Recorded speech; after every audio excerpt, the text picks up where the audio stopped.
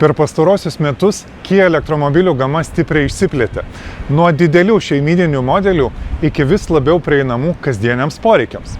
Dabar gamintojas žengia į segmentą, kuris Europoje labai svarbus, bet Lietuvoje vis dar vertinamas atsargiai – mažų miesto elektromobilių klasė.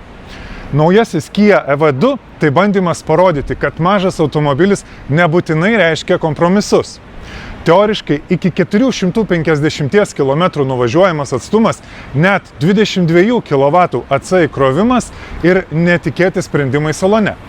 Šiandien esu Lisabonoje, kur kartu su kitais Europos žurnalistais testuojame šį modelį. Taigi klausimas paprastas. Ar šis mažas elektromobilis gali pakeisti mūsų požiūrį į miesto automobiliukus?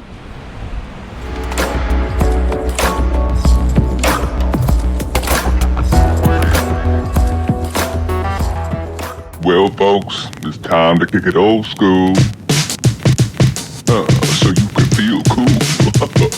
Give it to me, baby. Baby. Yeah.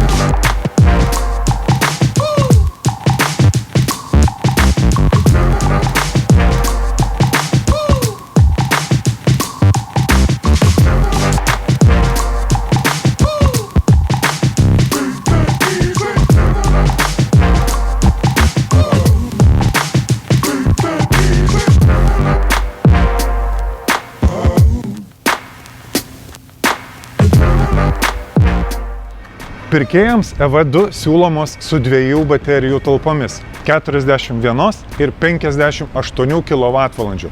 Ir čia kalbu apie grynasias talpas. Mat gamintojas nurodo bendrasias, kurios yra keliomis kWh didesnėmis. Tad teoriškai ši mažylė gali turėti didesnę ir talpesnę bateriją nei didesnės EV3 ar EV4 bazinės versijos. Tai reiškia, kad kalbam apie ne miesto žaislą, o apie potencialiai pilnavertį automobilį. Ir realybėje Kia EV2 gali nuvažiuoti net ir daugiau nei 500 km. Tiesa, yra viena svarbi sąlyga. Tai įmanoma tik šiltuoju metų laiku važiuojant mieste. Vos tik išvažiuosite į greitkelį, ypač žiemą, situacija keičiasi gana drastiškai. Nuvažiuojamas atstumas gali sumažėti net perpus.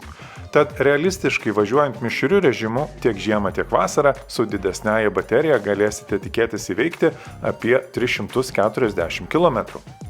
Jeigu renkatės Kia EV2 su mažesnėje baterija, tuomet lūkesčius reikėtų susimažinti maždaug 100 km. Tai reiškia, kad vidutiniškai realiame gyvenime nuvažiuosite apie 240 km.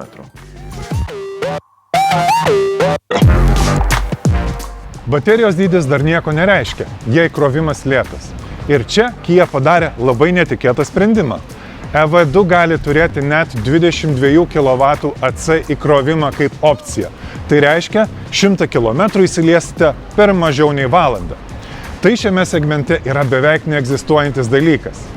Na, o DC greitasis įkrovimas iki 115 kW. Atsižvelgiant į vidutinį įkrovimo spartą, 100 km gausite per apytiksliai 13 minučių. Ne rekordas, bet su tokiu automobiliu greičiausiai ir nevažiuosite 1000 km per dieną.